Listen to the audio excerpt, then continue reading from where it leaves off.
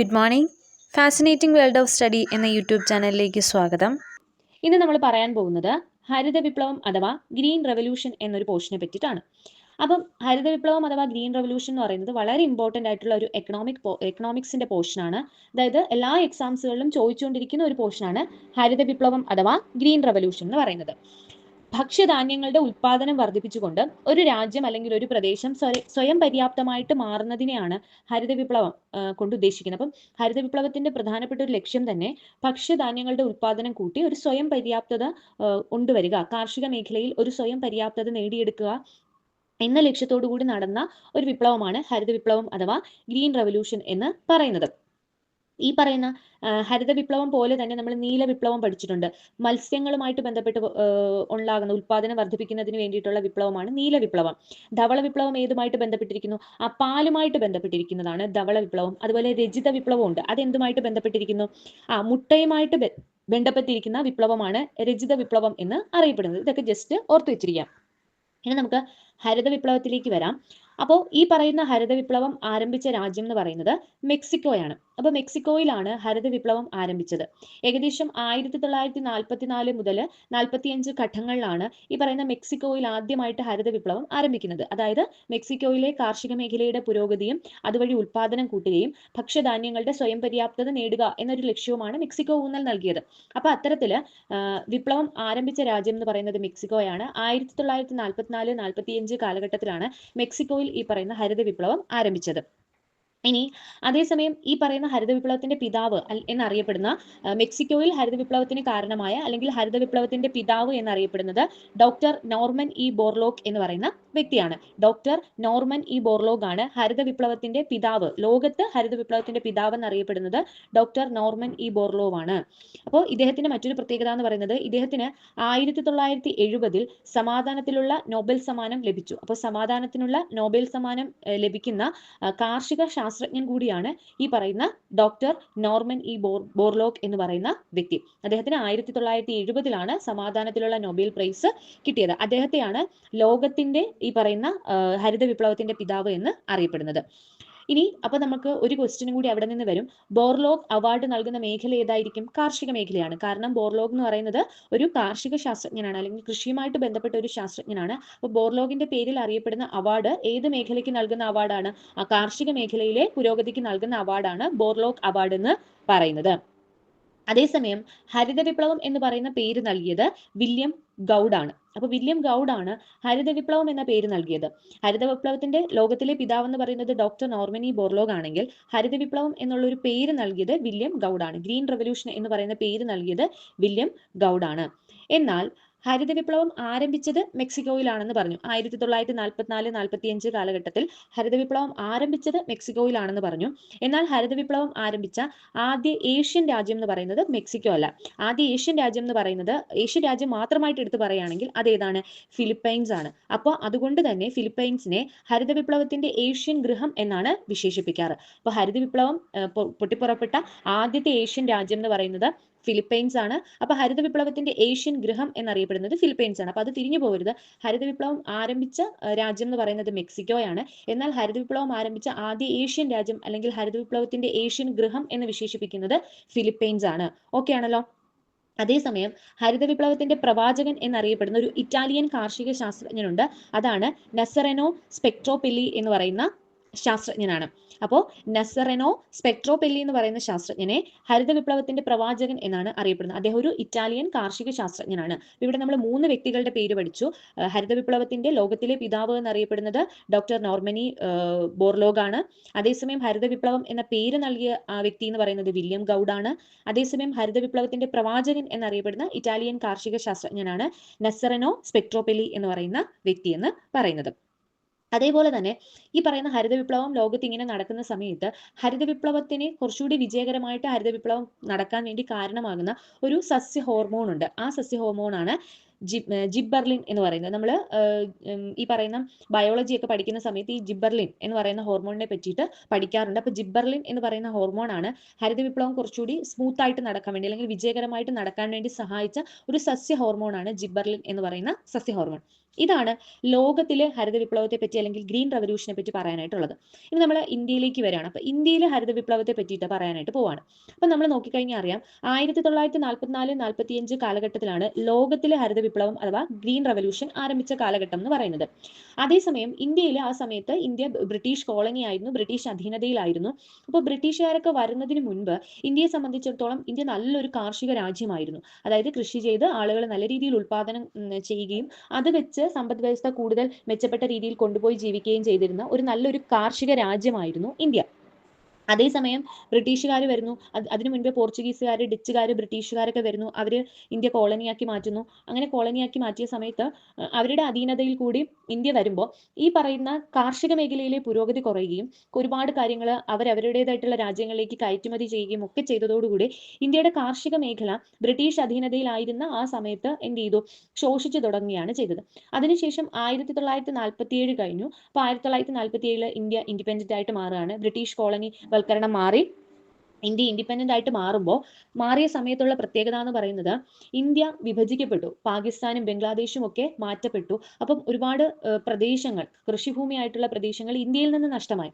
കാരണം അന്നൊക്കെ ഒരുപാട് കൃഷി മേഖലകളുള്ള പാകിസ്ഥാന്റെ പ്രദേശങ്ങളും ഒക്കെ ഇന്ത്യയിൽ നിന്ന് കൈവിട്ടു പോയി. അതുപോലെ ബംഗ്ലാദേശിൽ നല്ല കൃഷിക്ക് സാധ്യതയുള്ള ഫലഭൂഷ്ടിയുള്ള ഉൽപാദനക്ഷമത നടന്നിരുന്ന ഭൂപ്രകൃതിയൊക്കെ ഇന്ത്യയിൽ നിന്ന് നഷ്ടമായി. അപ്പോൾ ഇന്ത്യയുടെ ഭൂവിസ്തൃതി കുറഞ്ഞു, എന്നാൽ ജനസംഖ്യയിൽ കാര്യമായിട്ടുള്ള വ്യത്യാസങ്ങളൊന്നും തന്നെ വന്നിട്ടില്ല. അപ്പൊ അങ്ങനെ വന്ന സമയത്ത് ഇന്ത്യയുടെ കാർഷിക മേഖല തകർന്നു. അപ്പോൾ സ്വാഭാവികമായിട്ടും ഇൻഡിപെൻഡന്റ് ആയതിനു ശേഷം ഈ പറയുന്ന ഭക്ഷ്യധാന്യങ്ങളുടെ ഉൽപാദനത്തിൽ ഇന്ത്യയിൽ കാര്യമായ കുറവ് സംഭവിച്ചു. അത് ഇന്ത്യയിലുള്ള ജനങ്ങളെ പൊതുവെ ദാരിദ്ര്യത്തിലേക്ക് തള്ളിവിടാനായിട്ട് തുടങ്ങി. അതുപോലെ തന്നെ ഭക്ഷ്യധാന്യങ്ങളുടെ അപര്യാപ്തത വരുന്ന സമയത്ത് മറ്റ് രാജ്യങ്ങളിൽ നിന്ന് ഇറക്കുമതി ചെയ്യേണ്ടതായിട്ട് വന്നു. അപ്പൊ ഇറക്കുമതി ചെയ്യുമ്പോൾ അതിന് പൈസ വേണം, അല്ലെ? ആ പൈസ ഇന്ത്യ ആ ഒരു സർക്കാരിന്റെ കയ്യിൽ ഇല്ലാതെ വന്നു. കാരണം എന്താണ്, ബ്രിട്ടീഷ് കോളനി ആയിരുന്നു. നമുക്ക് പ്രത്യേകിച്ച് ഇന്ത്യ എന്ന് പറയുന്ന രാജ്യത്തിന് പ്രത്യേകിച്ച് വരുമാനങ്ങളൊന്നും തന്നെ ഇല്ലാതെ വന്നു. അപ്പോൾ അത്തരത്തിലൊരു കടക്കെണി, അങ്ങനെ ഒരുപാട് പ്രശ്നങ്ങൾ അഭിമുഖീകരിക്കുന്നു ആഫ്റ്റർ പാർട്ടീഷൻ അല്ലെങ്കിൽ ആഫ്റ്റർ ഇൻഡിപെൻഡൻസ്. അതായത് സ്വാതന്ത്ര്യാനന്തരം ഇന്ത്യ ഇത്തരത്തിൽ ഒരുപാട് തരത്തിലുള്ള കാർഷിക മേഖലയിലെ പ്രതിസന്ധികൾ നേരിടുന്ന സമയത്ത് എന്തായാലും ഇന്ത്യ കാർഷിക മേഖലയിൽ പുരോഗതി നേടിയേ പറ്റൂ എന്നുള്ളൊരു ലക്ഷ്യവുമായിട്ട് ബന്ധപ്പെട്ടാണ് ഈ ഹരിത വിപ്ലവം ഇന്ത്യയിലേക്ക് എടുക്കാനായിട്ട് തുടങ്ങിയത്. അപ്പോൾ അതിനു മുൻപ് ഈ പറയുന്ന എന്തെങ്കിലും തരത്തിൽ നമുക്ക് പ്ലാനിങ് ചെയ്ത് പുരോഗതി നേടിയാലേ പറ്റൂ എന്നുള്ള ഒരു ആശയത്തിൽ നിന്ന് നമ്മൾ USSRൽ നിന്ന് കടമെടുത്ത ഒരു ആശയമാണ് ഈ പറയുന്ന 5 ഇയർ പ്ലാൻ എന്ന് പറയുന്നത്. 5 വർഷം കൂടുമ്പോൾ നമ്മൾ പ്ലാൻ, ഓരോ പുതിയ മേഖലകളിലെ പ്ലാൻ എന്ന് പറഞ്ഞ് 5 ഇയർ പ്ലാൻ ഇംപ്ലിമെന്റ് ചെയ്യാനായിട്ട് ഇന്ത്യ ശ്രമിക്കുകയാണ്. ആ 5 ഇയർ പ്ലാനിനെ പറ്റി നമ്മൾ ഇനി അടുത്ത ക്ലാസ്സിൽ പഠിക്കും. ഇപ്പൊ നമ്മൾ ഹരിത വിപ്ലവം ആയതുകൊണ്ട് ജസ്റ്റ് പറയാണ് എന്താണ് ഹരിത വിപ്ലവത്തിലേക്ക് നയിച്ചതെന്ന് പറയുമ്പോൾ അത് പറയുന്നേ ഉള്ളൂ. അപ്പോൾ 5 ഇയർ പ്ലാൻ കടമെടുക്കാനായിട്ട് തുടങ്ങി. USSRൽ നിന്ന് 1951 മുതൽ 5 ഇയർ പ്ലാൻ ഇംപ്ലിമെന്റ് ചെയ്യാനായിട്ട് ഇന്ത്യ തീരുമാനിച്ചു. എന്താണ് പുരോഗതി ഉണ്ടാവുക, ഈ പറയുന്ന സാമ്പത്തിക മേഖലകളിലെ അസ്ഥിരത അത് കുറയ്ക്കുക, ഒരു സ്ഥിരത കൊണ്ടുവരിക, ഭക്ഷ്യധാന്യങ്ങളിലെ സ്വയം പര്യാപ്തത നേടിയെടുക്കുക, അങ്ങനെയുള്ള ഒരു ഡെവലപ്മെന്റിലേക്ക് വരിക എന്നുള്ള ലക്ഷ്യത്തോടു കൂടി 5 ഇയർ പ്ലാൻ ഇംപ്ലിമെന്റ് ചെയ്യാനായിട്ട് തുടങ്ങി. 1951-56 കാലഘട്ടമാണ് ഒന്നാം പഞ്ചവത്സര പദ്ധതി അഥവാ 5 ഇയർ പ്ലാനിന്റെ കാലഘട്ടം എന്ന് പറയുന്നത്. അപ്പോൾ ഒന്നാം പഞ്ചവത്സര പദ്ധതി 1951 മുതൽ 56 അപ്പോൾ ഒന്നാം പഞ്ചവത്സര പദ്ധതി ഊന്നൽ നൽകിയത് ഏത് മേഖലയിലെ വികാസമാണ്? കൃഷി മേഖലയിലെ വികാസമാണ് ഒന്നാം പഞ്ചവത്സര പദ്ധതി ഊന്നൽ നൽകിയത്. അതിനെ പറ്റിയിട്ടൊക്കെ നമ്മൾ ഡീറ്റെയിൽഡ് ആയിട്ട് പഠിക്കും. അപ്പോൾ ഒന്നാം പഞ്ചവത്സര പദ്ധതി പ്രധാനമായിട്ടും ഊന്നൽ നൽകിയത് കാർഷിക മേഖലയിലെ പുരോഗതിയാണ്. അപ്പോൾ അത്തരത്തിൽ ഊന്നൽ നൽകി. അപ്പോൾ അതിനൊക്കെ ശേഷം രണ്ടാം പഞ്ചവത്സര പദ്ധതി വരുന്നു. അതിനുശേഷം മൂന്നാം പഞ്ചവത്സര പദ്ധതി വരികയാണ്. അപ്പോൾ മൂന്നാം പഞ്ചവത്സര പദ്ധതിയുടെ കാലഘട്ടം എന്ന് പറയുന്നത് 1961-66 കാലഘട്ടമാണ് മൂന്നാം പഞ്ചവത്സര പദ്ധതി അഥവാ തേർഡ് 5 ഇയർ പ്ലാനിന്റെ കാലഘട്ടം എന്ന് പറയുന്നത്. അപ്പോൾ ഈ മൂന്നാം പഞ്ചവത്സര പദ്ധതി സമയത്താണ് ഈ പറയുന്ന അതിന്റെ അവസാനത്തോടു കൂടിയാണ് നമ്മൾ ഈ പറയുന്ന ഹരിത വിപ്ലവം ഇന്ത്യയിൽ തുടക്കം കുറിച്ചത്. അപ്പോൾ ഇന്ത്യയിൽ ഹരിത വിപ്ലവത്തിന്റെ കാലഘട്ടം എന്ന് പറയുന്നത് ഏകദേശം 1965 മുതൽ 1969 കാലഘട്ടമാണെന്ന് പറയാം. എപ്പോഴൊക്കെയാണ് ഈ പറയുന്ന കാലഘട്ടത്തിൽ എപ്പോഴുമാണ് ഇന്ത്യയിൽ ഹരിത വിപ്ലവം ആരംഭിച്ച വർഷം. പല പ്രദേശങ്ങളിലായിട്ട് ഇന്ത്യയിൽ ഹരിത വിപ്ലവം ആരംഭിച്ചത് ഈ പറയുന്ന 1965 മുതൽ 69 വരെയുള്ള കാലഘട്ടങ്ങളിലാണ്. അപ്പൊ ആ സമയത്ത് തേർഡ് 5 ഇയർ പ്ലാനിന്റെ അവസാനമാണ് ഈ പറയുന്ന 1961-66 തേർഡ് 5 ഇയർ പ്ലാൻ എന്ന് പറയുന്നത്. അതിൽ 1965 ഹരിത വിപ്ലവം പൊട്ടിപ്പുറപ്പെടുകയാണ് ചെയ്യുന്നത്. അപ്പോൾ തേർഡ് 5 ഇയർ പ്ലാൻ ആണ് ഹരിത വിപ്ലവവുമായിട്ട് ബന്ധപ്പെട്ട്, ഹരിത വിപ്ലവത്തിന് തുടക്കം കുറിക്കുന്ന 5 ഇയർ പ്ലാൻ ഏതാണ് എന്ന് ചോദിച്ചു കഴിഞ്ഞാൽ നമുക്ക് പറയാൻ പറ്റുന്നത് തേർഡ് 5 ഇയർ പ്ലാൻ ആണെന്ന് പറയാൻ പറ്റും. അതുപോലെ തന്നെ ഇന്ത്യയിൽ ആദ്യമായിട്ട് ഈ പറയുന്ന ഹരിത വിപ്ലവം പൊട്ടിപ്പുറപ്പെട്ട സംസ്ഥാനം എന്ന് പറയുന്നത് പഞ്ചാബാണ്. അതുപോലെ തന്നെ പഞ്ചാബിലാണ് ഏറ്റവും കൂടുതൽ ഹരിത വിപ്ലവത്തിന് നേട്ടം കിട്ടിയ ഒരു സംസ്ഥാനം കൂടിയാണ് പഞ്ചാബ്. ആദ്യമായിട്ട് ഹരിത വിപ്ലവം പൊട്ടിപ്പുറപ്പെട്ടത് പഞ്ചാബിലാണ്. ഏറ്റവും കൂടുതൽ ഹരിത വിപ്ലവത്തിന് നേട്ടം കൊയ്തൊരു സംസ്ഥാനം കൂടിയാണ് പഞ്ചാബ് എന്ന് ഓർത്തു വെച്ചിരിക്കാം. ലാൽ ബഹദൂർ ശാസ്ത്രി പ്രൈം മിനിസ്റ്റർ ആയിരുന്ന സമയത്ത്, പ്രധാനമന്ത്രി ആയിരുന്ന സമയത്താണ് ആക്ച്വലി ഈ പറയുന്ന ഹരിത വിപ്ലവം പൊട്ടിപ്പുറപ്പെടുന്നത്. ലാൽ ബഹദൂർ ശാസ്ത്രി പ്രധാനമന്ത്രി ആകുന്ന സമയത്താണ് ഹരിത വിപ്ലവം പൊട്ടിപ്പുറപ്പെടുന്നത്. കേരളമല്ല, ഇന്ത്യയിൽ ഹരിത വിപ്ലവത്തിന്റെ എന്ന് പറയുന്ന ആ ഒരു ആശയത്തിന്റെ ഉപജ്ഞാതാവ് എന്ന് പറയുന്നത് ഡോക്ടർ MS സ്വാമിനാഥനാണ്. അപ്പൊ ഇന്ത്യയിൽ ഹരിത വിപ്ലവത്തിന്റെ ആ ഒരു ആശയത്തിന്റെ ഉപജ്ഞാതാവ് എന്ന് പറയുന്നത് ഡോക്ടർ MS സ്വാമിനാഥനാണ്. ഈ MS സ്വാമിനാഥൻ എന്ന് പറയുന്നത് ഒരു മലയാളിയാണ്. ഓക്കെ, MS സ്വാമിനാഥൻ എന്ന് പറയുന്നത് ഒരു മലയാളിയാണ്. ആദ്യത്തെ വേൾഡ് ഫുഡ് പ്രൈസ് നേടുന്ന മലയാളി കൂടിയാണ് ഡോക്ടർ MS സ്വാമിനാഥൻ. അപ്പോൾ ആദ്യത്തെ വേൾഡ് ഫുഡ് പ്രൈസ് നേടിയ മലയാളി കൂടിയാണ് ഡോക്ടർ MS സ്വാമിനാഥൻ. അതേസമയം ഇന്ത്യയിൽ ഹരിത വിപ്ലവത്തിന്റെ നായകൻ എന്നറിയപ്പെടുന്ന വ്യക്തിയാണ് MP സിംഗ് എന്ന് പറയുന്നത്. ഇന്ത്യയിലെ ഹരിത വിപ്ലവം എന്ന് പറയുന്ന ആശയത്തിന്റെ ഉപജ്ഞാതാവ് എന്ന് പറയുന്നത് MS സ്വാമിനാഥൻ ആണെങ്കിൽ ഇന്ത്യയിലെ ഹരിത വിപ്ലവത്തിന്റെ നായകൻ എന്നറിയപ്പെടുന്നത് MP സിംഗ് ആണ്. MP സിംഗ് ആണ്. ഓക്കെ ആണല്ലോ. ഇനി ജസ്റ്റ് ഒന്ന് ആലോചിച്ച് വെച്ചിരിക്കുക, ഡോക്ടർ MS സ്വാമിനാഥന്റെ പ്രസിദ്ധമായിട്ടുള്ള പുസ്തകങ്ങൾ ഒന്ന് ആലോചിച്ച് വെച്ചിരിക്കുക. എവർഗ്രീൻ റെവല്യൂഷൻ എന്നുള്ളത്, അതുപോലെ wheat revolution, the quest for A world without hunger എന്നുള്ളത് ജസ്റ്റ് ഒന്ന് ആലോചിച്ച് വെച്ചേക്കുക. ഇതെല്ലാം MS സ്വാമിനാഥന്റെ പ്രസിദ്ധമായിട്ടുള്ള പുസ്തകങ്ങളാണ്. അതേസമയം ഈ പറയുന്ന ഇന്ത്യയിൽ ഹരിത വിപ്ലവം ആരംഭിക്കുന്ന സമയത്ത് ലാൽ ബഹദൂർ ശാസ്ത്രിയാണ് പ്രധാനമന്ത്രി എന്ന് പറഞ്ഞു. അപ്പോൾ ഈ സമയത്ത് കേന്ദ്ര കൃഷിമന്ത്രി കൂടി ഓർത്തു വെച്ചിരിക്കുക, അത് C സുബ്രഹ്മണ്യമാണ്. ഇപ്പൊ നമ്മൾ ഇന്ത്യയുടെ കേസ് പറഞ്ഞപ്പോൾ ഇന്ത്യയുടെ ഹരിത വിപ്ലവത്തിൽ പ്രധാനപ്പെട്ട 1, 2, 3, 4 വ്യക്തികളെ പറ്റി പരിചയപ്പെട്ടു. ഒന്നുകൂടി അവരെ നമുക്കൊന്ന് ഓർത്തു വെക്കാം. ഇന്ത്യയിൽ ഹരിത വിപ്ലവം നടക്കുന്ന സമയത്ത് പ്രധാനമന്ത്രി എന്ന് പറയുന്നത് ലാൽ ബഹദൂർ ശാസ്ത്രിയാണ്. കേന്ദ്ര കൃഷിമന്ത്രി എന്ന് പറയുന്നത് C സുബ്രഹ്മണ്യമാണ്. അതുപോലെ തന്നെ ഇന്ത്യയിൽ ഹരിത വിപ്ലവം എന്ന് പറയുന്ന ആശയത്തിന്റെ ഉപജ്ഞാതാവ് എന്ന് പറയുന്നത് MS സ്വാമിനാഥനാണ്. എന്നാൽ ഇന്ത്യയിൽ ഹരിത വിപ്ലവത്തിന്റെ നായകൻ എന്നറിയപ്പെടുന്നത് MP സിംഗ് ആണ്. ഓക്കെ ആണല്ലോ. അപ്പോൾ അതുകൊണ്ട് തന്നെ ഇന്ത്യൻ ഹരിത വിപ്ലവം പ്രാവർത്തികമാക്കുന്നതുമായിട്ട് ബന്ധപ്പെട്ട് 3S എന്നറിയപ്പെടുന്ന വ്യക്തികളുണ്ട്. 3 ക്യാപിറ്റൽ ലെറ്റർ S. അപ്പോൾ 3S എന്നറിയപ്പെടുന്ന വ്യക്തികളുണ്ട്. ആരൊക്കെയാണ്? സുബ്രഹ്മണ്യം, സ്വാമിനാഥൻ, ശിവരാമൻ. അത് ശിവരാമന്റെ പേര് നമ്മൾ പറഞ്ഞിട്ടില്ല, പക്ഷെ ശിവരാമൻ, സുബ്രഹ്മണ്യം, സ്വാമിനാഥൻ, ശിവരാമൻ എന്നീ 3 വ്യക്തികളാണ് ഇന്ത്യയിൽ ഹരിത വിപ്ലവം പ്രാവർത്തികമാക്കുന്നതുമായിട്ട് ബന്ധപ്പെട്ട് 3S എന്നറിയപ്പെടുന്ന വ്യക്തികൾ. 3 ക്യാപിറ്റൽ ലെറ്റർ S, 3S എന്നറിയപ്പെടുന്ന വ്യക്തികൾ. S എന്ന് പറയുമ്പോൾ എല്ലാ വ്യക്തികളുടെയും ആദ്യത്തെ ലെറ്റർ സ്റ്റാർട്ട് ചെയ്യുന്നത്, പേരുകളുടെ ആദ്യത്തെ ലെറ്റർ സ്റ്റാർട്ട് ചെയ്യുന്നത് S-ലാണ്. അപ്പോൾ സുബ്രഹ്മണ്യം, സ്വാമിനാഥൻ, ശിവരാമൻ, അതാണ് 3S എന്ന് പറയുന്നത് ഹരിത വിപ്ലവവുമായിട്ട് ബന്ധപ്പെട്ട 3 വ്യക്തികൾ എന്ന് പറയുന്നത്. ഇനി ഹരിത വിപ്ലവം നോക്കുന്ന സമയത്ത് ഹരിത വിപ്ലവം എന്താണ്? ഭക്ഷ്യധാന്യങ്ങളുടെ ഉൽപ്പാദനം ഗണ്യമായിട്ട് വർദ്ധിപ്പിക്കുക എന്ന ലക്ഷ്യത്തോടു കൂടിയാണ് ആക്ച്വലി ഈ പറയുന്ന ഹരിത വിപ്ലവം നടന്നത്. അപ്പോൾ ഹരിത വിപ്ലവത്തിന് ശേഷം ഹരിത വിപ്ലവം നടക്കുന്ന സമയത്ത് ഭക്ഷ്യധാന്യങ്ങളുടെ ഉൽപ്പാദനം ഗണ്യമായിട്ട് കൂടുകയുണ്ടായി. ഏറ്റവും കൂടുതൽ ഉൽപ്പാദനം നേടിയ കാർഷിക വിള എന്ന് പറയുന്നത് ഗോതമ്പാണ്. അപ്പോൾ ഗ്രീൻ റെവല്യൂഷന്റെ ഭാഗമായിട്ട് ഏറ്റവും കൂടുതൽ ഉൽപ്പാദനം നേടിയ കാർഷിക വിള എന്ന് പറയുന്നത് ഗോതമ്പാണ്. അതായത് പഞ്ചാബ്, നമുക്കറിയാം പഞ്ചാബ് ഗോതമ്പ് ഏറ്റവും കൂടുതൽ ഉൽപ്പാദിപ്പിക്കുന്ന ഒരു പ്രദേശമാണ്. പഞ്ചാബാണ് ഹരിത വിപ്ലവത്തിന്റെ ഫലമായിട്ട് ഏറ്റവും കൂടുതൽ നേട്ടങ്ങൾ കൊയ്ത ഒരു സംസ്ഥാനം എന്ന് പറയുന്നതും പഞ്ചാബാണ്. അപ്പോൾ ഈ പറയുന്ന ഗ്രീൻ റെവല്യൂഷന്റെ ഫലമായിട്ട് ഏറ്റവും കൂടുതൽ ഉൽപ്പാദനം നേടിയ കാർഷിക വിള എന്ന് പറയുന്നത് ഗോതമ്പാണ്. എന്നാൽ ഹരിത വിപ്ലവത്തിന്റെ ഫലമായിട്ട് ഏറ്റവും കൂടുതൽ ഉൽപ്പാദനം നേടിയ ഭക്ഷ്യവിളയും ഗോതമ്പ് തന്നെയാണ്. എന്നാൽ ഹരിത വിപ്ലവത്തിന്റെ ഫലമായിട്ട് ഏറ്റവും കൂടുതൽ ഉൽപ്പാദനം നേടിയ നാണ്യവിള എന്ന് ചോദിച്ചു കഴിഞ്ഞാൽ കരിമ്പ് അല്ലെങ്കിൽ പരുത്തി, ഇത് രണ്ടിൽ ഏത് വന്നാലും അത് പറയാനായിട്ട് പറ്റും. അതായത് ഗ്രീൻ റെവല്യൂഷന്റെ ഫലമായിട്ട് ഏറ്റവും കൂടുതൽ ഉൽപ്പാദിപ്പിച്ച നാണ്യവിള എന്ന് പറയുന്നത് കരിമ്പ് അല്ലെങ്കിൽ പരുത്തി. ചിലയിടത്ത് കരിമ്പെന്ന് കാണുന്നുണ്ട്, ചിലയിടത്ത് പരുത്തി എന്ന് കാണുന്നുണ്ട്. അപ്പൊ ഇതിൽ രണ്ടിൽ ഏതെങ്കിലും വന്നാലും നമുക്ക് എഴുതാം.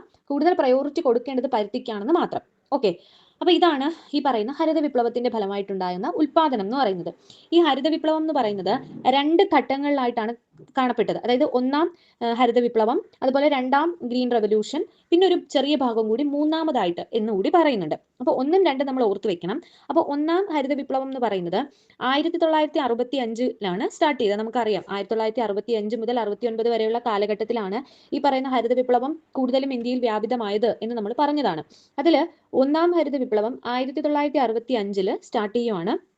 1965 പകുതിയിൽ തുടങ്ങി ഏകദേശം 1975 വരെ നീണ്ടുനിന്ന കാലഘട്ടമാണ് ഒന്നാം ഹരിത വിപ്ലവത്തിന്റെ കാലഘട്ടം എന്ന് പറയുന്നത്. അപ്പോൾ ഒന്നാം ഹരിത വിപ്ലവത്തിൽ ഏറ്റവും കൂടുതൽ ഉൽപാദനം നേടിയ നാണ്യവിള അല്ലെങ്കിൽ ഭക്ഷ്യവിള എന്ന് പറയുന്നത് ഗോതമ്പാണ്. അല്ലെങ്കിൽ നാണ്യവിളയല്ല, കാർഷിക വിള അല്ലെങ്കിൽ ഭക്ഷ്യവിള എന്ന് പറയുന്നത് ഗോതമ്പാണ്. അതുപോലെ തന്നെ ഒന്നാം ഹരിത വിപ്ലവം ഇന്ത്യയിൽ എല്ലായിടത്തും ഒരുമിച്ച് പൊട്ടിപ്പുറപ്പെട്ടതല്ല. അതായത് ഹരിത വിപ്ലവം എന്ന് പറയുമ്പോൾ ഇന്ത്യയിൽ എല്ലായിടത്തും ഹരിത വിപ്ലവത്തിന്റെ വിപ്ലവം എത്തിയിട്ടില്ല. അതായത് ഇന്ത്യയിൽ വളരെ കുറച്ച് ഏരിയാസുകളിൽ മാത്രം അല്ലെങ്കിൽ വളരെ കുറച്ച് സംസ്ഥാനങ്ങളിൽ മാത്രമേ ഹരിത വിപ്ലവം എത്തിയിട്ടുള്ളൂ. ബാക്കി കുറേയേറെ സംസ്ഥാനങ്ങൾ, ഇപ്പൊ കേരളമൊക്കെ എടുത്തു കഴിഞ്ഞാൽ കേരളത്തിലെ ഹരിത വിപ്ലവം എന്ന് നമുക്ക് എടുത്തു പറയാനായിട്ട് ഒന്നും തന്നെ ഇല്ല. അപ്പൊ അതായത് ഹരിത വിപ്ലവം കുറേയേറെ സംസ്ഥാനങ്ങളിൽ മാത്രം ഉണ്ടായിരുന്നു, പക്ഷെ കുറേയേറെ സംസ്ഥാനങ്ങളിൽ ഹരിത വിപ്ലവം എത്തിയിട്ടുമില്ല. അപ്പൊ ഹരിത വിപ്ലവത്തിന്റെ ഒന്നാം ഹരിത വിപ്ലവം കൂടുതൽ ഫോക്കസ് ചെയ്ത സംസ്ഥാനങ്ങൾ എന്ന് പറയുന്നത് പഞ്ചാബ്, തമിഴ്നാട്, ആന്ധ്രാപ്രദേശ് സംസ്ഥാനങ്ങളാണ്. ഈ 3 സംസ്ഥാനങ്ങൾ, കാരണം ഈ സംസ്ഥാനങ്ങളിൽ ജലലഭ്യത കൂടുതലായിരുന്നു, ഫലഭൂഷ്ടിയുള്ള മണ്ണുണ്ടായിരുന്നു. അപ്പോൾ അതൊക്കെ ലക്ഷ്യം വെച്ച് പഞ്ചാബ്, തമിഴ്നാട്, ആന്ധ്രാപ്രദേശ് സംസ്ഥാനങ്ങളിലായിരുന്നു ഹരിത വിപ്ലവം സ്റ്റാർട്ട് ചെയ്തത്. അപ്പോൾ ഹരിത വിപ്ലവത്തിന്റെ ഫലമായിട്ട് ഏറ്റവും കൂടുതൽ ഉൽപ്പാദിപ്പിക്കപ്പെട്ട കാർഷിക വിള അല്ലെങ്കിൽ ഏറ്റവും കൂടുതൽ ഉൽപ്പാദിപ്പിക്കപ്പെട്ട ഭക്ഷ്യവിള എന്ന് പറയുന്നത് ഗോതമ്പാണ്. അതുകൊണ്ട് ഒന്നാം ഹരിത വിപ്ലവത്തിന്റെ ആ ഒരു പീരീഡിനെ ഗോതമ്പ് വിപ്ലവം എന്നുകൂടി വിശേഷിപ്പിക്കാറുണ്ട്. പിന്നീട് ഈ പറയുന്ന ഒന്നാം ഹരിത വിപ്ലവം പഞ്ചാബ്, ആന്ധ്രാപ്രദേശ്, തമിഴ്നാട് സംസ്ഥാനങ്ങളിലാണ് സ്റ്റാർട്ട് ചെയ്തത്. പിന്നീട് അടുത്ത ഹരിത വിപ്ലവങ്ങളോട് കൂടിയാണ്, അടുത്ത ഘട്ടങ്ങളോട് കൂടിയാണ് ബാക്കി ചെറിയ ചെറിയ സംസ്ഥാനങ്ങളിലേക്കും ഒക്കെ വ്യാപിച്ചത്. രണ്ടാം ഹരിത വിപ്ലവം എന്ന് പറയുന്നത് 1975, അതിനുശേഷമാണ് 1980, 85 വരെയുള്ള കാലഘട്ടമാണ് രണ്ടാം ഹരിത വിപ്ലവത്തിന്റെ കാലഘട്ടം എന്ന് പറയുന്നത്. ഇനി ഒന്നാം ഹരിത വിപ്ലവത്തിൽ ഏറ്റവും കൂടുതൽ ഉൽപാദനം നേടിയത് ഗോതമ്പാണെങ്കിൽ രണ്ടാം ഹരിത വിപ്ലവത്തിൽ ഏറ്റവും കൂടുതൽ ഉൽപാദനം നേടിയത് നെല്ല്, ചോളം പോലുള്ള തിനവിളകളാണ്. നെല്ല്, ചോളം പോലുള്ള ചോളവും തിനവിളകൾ പോലുള്ളതും കൂടുതൽ ഉൽപ്പാദിപ്പിക്കപ്പെട്ടത് രണ്ടാമത്തെ ഹരിത വിപ്ലവ സമയത്താണ്. അപ്പൊ രണ്ടാമത്തെ ഹരിത വിപ്ലവ സമയത്ത് നെല്ല്, ചോളമാണ് കൂടുതൽ ഉൽപ്പാദിപ്പിക്കപ്പെട്ടത്. അപ്പോൾ അത് കുറച്ച് സംസ്ഥാനങ്ങളിൽ കൂടി ഹരിത വിപ്ലവം എന്ത് ചെയ്തു, ആ രണ്ടാമത്തെ ഘട്ടത്തോടു കൂടി വ്യാപിക്കാനായിട്ട് തുടങ്ങി. ഇനി ഒരു ചെറിയ ഘട്ടം കൂടി പറയുന്നുണ്ട്, മൂന്നാമത്തെ ഘട്ടം. എല്ലായിടത്തും അത് മെൻഷൻ ചെയ്യുന്നില്ല, എങ്കിലും നമുക്കതൊന്ന് പറഞ്ഞു വെക്കാം. മൂന്നാമത്തെ ഹരിത വിപ്ലവത്തിന്റെ കാലം എന്ന് പറയുന്നത് 2003 മുതലാണ് മൂന്നാമത്തെ ഹരിത വിപ്ലവത്തിന്റെ കാലഘട്ടം. ഏറ്റവും കൂടുതൽ ഉൽപ്പാദിപ്പിക്കപ്പെട്ടത് എഗെയിൻ ഗോതമ്പ് തന്നെയാണ് ഏറ്റവും കൂടുതൽ ഉൽപ്പാദിപ്പിക്കപ്പെട്ടത്. അപ്പോൾ കൂടുതൽ ഉൽപ്പാദിപ്പിക്കപ്പെട്ടത് ഗോതമ്പാണ്. എന്നാൽ രണ്ടാം ഹരിത വിപ്ലവ ഘട്ടത്തിൽ മാത്രമേ ഈ പറയുന്ന നെല്ല്, ചോളം പോലുള്ള വിളകൾ കൂടുതലായി ഉൽപ്പാദിപ്പിക്കപ്പെട്ടുള്ളൂ. ഇനി ഹരിത വിപ്ലവത്തിന്റെ ഫലമായിട്ട്, അതായത് ഹരിത വിപ്ലവ സമയത്ത് നമ്മൾ ഒരുപാട് കാര്യങ്ങൾ ഹരിത വിപ്ലവത്തിന്റെ ഫലമായിട്ട് ലക്ഷ്യം വെച്ചു. നമുക്ക് ഒരുപാട് കാര്യങ്ങൾ നേടിയെടുക്കാനായിട്ട് പറ്റി. അപ്പം ഈ സമയത്ത് നമ്മുടെ മെയിൻ ലക്ഷ്യം എന്താണ്? ഹരിത വിപ്ലവത്തിലൂടെ ഭക്ഷ്യധാന്യങ്ങളുടെ ഉൽപ്പാദനം കൂടി ഭക്ഷ്യധാന്യ മേഖലയിൽ സ്വയം പര്യാപ്തത കൈവരിക്കുക, ബാക്കിയുള്ള രാജ്യങ്ങളെ ആശ്രയിക്കാതെ നമ്മുടെ രാജ്യത്ത് തന്നെ ഭക്ഷ്യോൽപ്പന്നങ്ങൾ ഉൽപ്പാദിപ്പിക്കുകയും അത് വിലക്കുറഞ്ഞ രീതിയിൽ ആളുകളിലേക്ക് ലഭ്യമാക്കുകയും ശേഖരിച്ചു വെക്കാൻ പറ്റുന്ന രീതിയിലേക്ക് മാറ്റുകയും അത്തരത്തിൽ ഭക്ഷ്യധാന്യ മേഖലയിൽ ഒരു സ്വയം പര്യാപ്തത കൊണ്ടുവരണം എന്ന ലക്ഷ്യത്തിലാണ് ഹരിത വിപ്ലവം നടന്നത്. അപ്പോൾ ഹരിത വിപ്ലവത്തെ കുറച്ചുകൂടി നല്ല രീതിയിൽ പ്രൊമോട്ട് ചെയ്യാൻ വേണ്ടിയിട്ട് സ്വാഭാവികമായിട്ടും ഭക്ഷ്യധാന്യ ഉൽപ്പാദനം കൂടണം, അല്ലേ? അപ്പോൾ ഭക്ഷ്യധാന്യ ഉൽപ്പാദനം കൂടണമെങ്കിൽ നമ്മൾ അത്യുൽപാദന ശേഷിയുള്ള വിത്തിനങ്ങൾ ഉപയോഗിക്കേണ്ടതായിട്ടുണ്ട്. അപ്പോൾ സാധാരണഗതിയിൽ ഉപയോഗിച്ചുകൊണ്ടിരിക്കുന്ന വിത്തിനങ്ങൾ മാറ്റി അത്യുൽപാദന ശേഷിയുള്ള സങ്കരയിനം വിത്തിനങ്ങൾ നമ്മൾ ഉപയോഗിക്കേണ്ടതായിട്ടുണ്ട്. അപ്പൊ അത്തരത്തിൽ അത്യുൽപാദന ശേഷിയുള്ള സങ്കരയിനം വിത്തിനങ്ങൾ പരീക്ഷിക്കാനായിട്ട് ഈ ഹരിത വിപ്ലവ കാലഘട്ടത്തിൽ പരീക്ഷണങ്ങൾ നടന്നു. ഇപ്പൊ പ്രധാനമായിട്ടും ഹരിത വിപ്ലവത്തിന്റെ ഈറ്റില്ലം അല്ലെങ്കിൽ ഹരിത വിപ്ലവത്തിന്റെ തുടക്കം എവിടെ നിന്നാണ്? മെക്സിക്കോയിൽ നിന്നാണ്. അപ്പൊ മെക്സിക്കോയിൽ നിന്നും അതുപോലെ ഏഷ്യയിലെ ഗൃഹം എന്നറിയപ്പെടുന്നത് ഫിലിപ്പൈൻസ് ആണ്. അപ്പോൾ ഫിലിപ്പൈൻസിൽ നിന്നും മെക്സിക്കോയിൽ നിന്നുമൊക്കെ പലതരത്തിലുള്ള നെൽവിത്തിനങ്ങളും ഗോതമ്പ് വിത്തിനങ്ങളും ഒക്കെ നമ്മൾ ഇറക്കുമതി ചെയ്യാനായിട്ട് തുടങ്ങി. അതായത് പ്രധാനമായിട്ടും മെക്സിക്കോയിൽ നിന്ന് ഗോതമ്പിനവും അതുപോലെ ഫിലിപ്പൈൻസിൽ നിന്ന് നെൽവിത്തിനവുമാണ് നമ്മൾ ഇന്ത്യയിലേക്ക് കൊണ്ടുവരാനായിട്ട് ശ്രമിച്ചത്. അപ്പോൾ മെക്സിക്കോയിൽ നിന്ന് ഗോതമ്പിനം, അത് ഓർത്ത് വെച്ചിരിക്കുക, മെക്സിക്കോയിൽ നിന്നാണ് ഹരിത വിപ്ലവ കാലഘട്ടത്തിൽ അത്യുൽപാദന ശേഷിയുള്ള ഗോതമ്പിനം നമ്മൾ കൊണ്ടുവന്നത്. അതേസമയം അത്യുൽപാദന ശേഷിയുള്ള നെൽവിത്തിനം ഹരിത വിപ്ലവ കാലഘട്ടത്തിൽ നമ്മൾ കൊണ്ടുവന്നത് ഫിലിപ്പൈൻസിൽ നിന്നാണ്. അപ്പോൾ ഇവയൊക്കെ ഉപയോഗിച്ചുകൊണ്ട് നമ്മൾ കൃഷി ചെയ്യാനായിട്ട് തുടങ്ങി. അപ്പോൾ അത്തരത്തിൽ കൊണ്ടുവന്ന ഒരു സങ്കരയിനം ഗോതമ്പിനമാണ് ഷർബത്തി സൊണാറ എന്നറിയപ്പെടുന്ന ഗോതമ്പിനം. അത് MS സ്വാമിനാഥൻ വികസിപ്പിച്ചെടുത്ത ഒരു ഗോതമ്പിനമാണ് ഷർബത്തി സൊണാറ. അത്തരത്തിൽ ഹരിത വിപ്ലവ സമയത്ത് കൊണ്ടുവന്ന അല്ലെങ്കിൽ ഹരിത വിപ്ലവ സമയത്ത് നമ്മൾ ഉണ്ടാക്കിയെടുത്ത അല്ലെങ്കിൽ വികസിപ്പിച്ചെടുത്ത MS സ്വാമിനാഥൻ വികസിപ്പിച്ചെടുത്ത ഒരു ഗോതമ്പിനമാണ് ഷർബത്തി സൊണാറ. അപ്പൊ ഇത്തരത്തിലുള്ള സങ്കരയിനം വിത്തിനങ്ങൾ ഈ പറയുന്ന ഹരിത വിപ്ലവ സമയത്ത് പരീക്ഷിക്കാനായിട്ട് ശ്രമിച്ചു. അതുപോലെ തന്നെ ധാരാളം രാസവളങ്ങളും കീടനാശിനികളും നമ്മൾ എന്ത് ചെയ്യാൻ തുടങ്ങി? പരീക്ഷിക്കാനായിട്ട് തുടങ്ങി. അപ്പോൾ ഇത്തരത്തിൽ രാസവളങ്ങളും കീടനാശിനി പ്രയോഗവും അത്യുൽപാദന ശേഷിയുള്ള സങ്കരയിനം വിത്തിനങ്ങളുടെ ലഭ്യത നമ്മൾ കൂട്ടാൻ തുടങ്ങി. പിന്നെ അതുപോലെ തന്നെ ജലസേചന സൗകര്യം കൂട്ടാനായിട്ട് തുടങ്ങി. അപ്പോൾ ജലസേചന സൗകര്യം കൂട്ടുന്നതിന് വേണ്ടിയിട്ട് നമ്മൾ നൂതനമായിട്ടുള്ള സാങ്കേതിക വിദ്യ കൃഷികളിൽ ഉപയോഗിക്കാനായിട്ട് തുടങ്ങി. ഇപ്പോൾ ട്രാക്ടർ, ട്രെയിലർ പോലുള്ള സാങ്കേതിക വിദ്യകൾ, പിന്നെ ജലസേചനത്തിന് വേണ്ടി പമ്പിംഗ് ചെയ്യുന്നതിന് വേണ്ടിയിട്ടുള്ള മിഷ്യൻസ്, അത്തരത്തിലുള്ള സാങ്കേതിക വിദ്യകൾ നമ്മൾ എന്ത് ചെയ്യാൻ തുടങ്ങി, കൂടുതലായിട്ട് കൃഷിയിൽ ഉപയോഗിക്കാനായിട്ട് തുടങ്ങി. അതുപോലെ തന്നെ ബാങ്കുകൾ സബ്സിഡി നൽകാനായിട്ട് തുടങ്ങി. ഗവൺമെന്റിന്റെ സഹായത്തോടു കൂടി ബാങ്കുകൾ എന്ത് ചെയ്യാൻ തുടങ്ങി, സബ്സിഡി കർഷകർക്ക് നൽകാനായിട്ട് തുടങ്ങി. അപ്പോൾ കുറച്ച് എമൗണ്ട് തിരിച്ചടയ്ക്കണം, ബാക്കി ഗവൺമെന്റ് അടയ്ക്കും, കൃഷിക്ക് വേണ്ടിയിട്ട് ബാക്കി ഗവൺമെന്റ് അടയ്ക്കും എന്നുള്ള രീതിയിൽ സബ്സിഡി ബാങ്കുകൾ നൽകാനായിട്ട് തുടങ്ങി. അപ്പോൾ ഇതൊക്കെ നൽകുന്നതിലൂടെ ഭക്ഷ്യധാന്യങ്ങളുടെ ഉൽപ്പാദനം കൂടി, ഭക്ഷ്യധാന്യ മേഖലയിൽ സ്വയം പര്യാപ്തത നേടാനായിട്ട് ഹരിത വിപ്ലവത്തിന് സാധിച്ചു. അപ്പോൾ ഹരിത വിപ്ലവത്തിന്റെ ഒരു ഗുണങ്ങൾ അല്ലെങ്കിൽ എന്ന് പറയുമ്പോൾ ഇത് തന്നെയാണ്, ഹരിത വിപ്ലവം വിജയകരമായിരുന്നു. അപ്പോൾ ഹരിത വിപ്ലവത്തിന് ശേഷം നമ്മൾ ഭക്ഷ്യധാന്യ മേഖലയിൽ സ്വയം പര്യാപ്തത നേടാനായിട്ട് കഴിഞ്ഞു. കാരണം ഉൽപ്പാദനം കൂടി അതായത് ഉൽപ്പാദനം കൂടുക എന്ന് വെച്ച് കഴിഞ്ഞാൽ വിളവ് കൂടിയപ്പോൾ ഒരുപാട് ഉൽപ്പന്നങ്ങൾ വന്നു. അപ്പോൾ നമുക്ക് ബാക്കിയുള്ള രാജ്യങ്ങളെ ആശ്രയിക്കേണ്ട ആവശ്യമില്ലാതെ വന്നു. അതുപോലെ തന്നെ ആശ്രയത്വം എന്ന് പറയുന്ന കാര്യം കുറഞ്ഞു വന്നു. അതുപോലെ തന്നെ സ്വാഭാവികമായിട്ടും ഒരുപാട് ഉൽപ്പാദനം വന്ന സമയത്ത് ഭക്ഷ്യധാന്യങ്ങളുടെ വിലക്കുറവ് വന്നു. അപ്പോൾ ഭക്ഷ്യധാന്യങ്ങൾ വിലക്കുറച്ച് നമുക്ക് ലഭിക്കാനായിട്ട് തുടങ്ങി. ബാക്കി വരുന്ന ഭക്ഷ്യധാന്യങ്ങൾ നാളത്തേക്ക് വേണ്ടിയിട്ട് ശേഖരിച്ച് വെക്കാനായിട്ട് തുടങ്ങി. പിന്നെ അത്തരത്തിൽ പെട്ടെന്ന് മൊത്തത്തിൽ രാജ്യം ഒരു സ്വയം പര്യാപ്തത കൈവരിക്കുന്നതായിട്ട് കാണാൻ പറ്റി. എന്നാൽ ഒരുപാട് ദോഷങ്ങൾ ഹരിത വിപ്ലവത്തിന്റെ ഫലമായിട്ടുണ്ടായി. അതായത് ഹരിത വിപ്ലവത്തിന്റെ ഫലമായിട്ട് നമ്മൾ നേരത്തെ പറഞ്ഞ പോലെ രാസവളങ്ങളുടെയും കീടനാശിനികളുടെയും ഉപയോഗം കൂടിയതോടുകൂടി ഈ പറയുന്ന മണ്ണിന്റെ ഫലപുഷ്ടി നഷ്ടപ്പെടുന്നതിന് കാരണമായി. അതുപോലെ ഈ നമ്മൾ പറഞ്ഞു കർഷകർക്ക് ഹരിത വിപ്ലവ സമയത്ത് വായ്പകൾ നൽകുകയുണ്ടായി എന്ന് പറഞ്ഞു. അതേസമയം എല്ലാ കർഷകരെ അന്ന് തന്നെ ചെറുകിട കർഷകർ, വൻകിട കർഷകർ എന്നൊക്കെ പറഞ്ഞ് എന്ത് ചെയ്തിരുന്നു, തരംതിരിക്കപ്പെട്ടിരുന്നു. കാരണം ചെറിയ ചെറിയ കൃഷികൾ ചെയ്യുന്ന, കുറച്ച് ഭൂമിയിൽ മാത്രം കൃഷികൾ ചെയ്യുന്ന കർഷകരുണ്ടായിരുന്നു. അതുപോലെ ഒരുപാട് ഭൂമിയിൽ കൃഷി ചെയ്യുന്ന വൻകിട ഈ വ്യവസായങ്ങളുമായിട്ടൊക്കെ ചേർന്ന് നിന്ന് പ്രവർത്തിക്കുന്ന കർഷകരും ഉണ്ടായിരുന്നു. എന്നാൽ ഈ സബ്സിഡി കൊടുത്തതിൽ പലരും അതൃപ്തി പ്രകടിപ്പിച്ചിട്ടുണ്ടായിരുന്നു. കാരണം ചെറുകിട കർഷകർക്കും വൻകിട കർഷകർക്കും ഒരുപോലെ സബ്സിഡി കൊടുക്കുന്ന സമയത്ത് അതിൽ ഒരു അന്തരം ഉണ്ടാകുന്നു എന്ന് മനസ്സിലായി. അതായത് അവയ്ക്കിടയിൽ ചെറിയ കർഷകരെന്നും വലിയ കർഷകരെന്നും ഒരു വേർതിരിവ് ഉണ്ടാകുന്നു എന്നൊക്കെ അന്ന് ജനങ്ങൾ പറയുകയുണ്ട്. അപ്പൊ അത് ഹരിത വിപ്ലവത്തിന്റെ ഒരു ദോഷഫലമായിട്ട് അല്ലെങ്കിൽ അതിന്റെ ഒരു നെഗറ്റീവായിട്ട് പറയുന്നുണ്ട്. അതുപോലെ തന്നെ ഹരിത വിപ്ലവ സമയത്ത് നമ്മൾ നോക്കിക്കഴിഞ്ഞാൽ അറിയാം, ഈ പറയുന്ന നെല്ല്, ഗോതമ്പ്, ചോളം പോലുള്ള വിളകൾക്കായിരുന്നു കൂടുതൽ പ്രാധാന്യം നൽകിയിരുന്നത്. അതേസമയം തിനവിളകളുണ്ട്, ഇപ്പം ജോബർ, ബജ്റ, ബാർലി, അതുപോലെ അത്തരത്തിലുള്ള ചെറിയ ചെറിയ വിളകളുണ്ട്. പിന്നെ പയറുവർഗ്ഗങ്ങളുണ്ട്.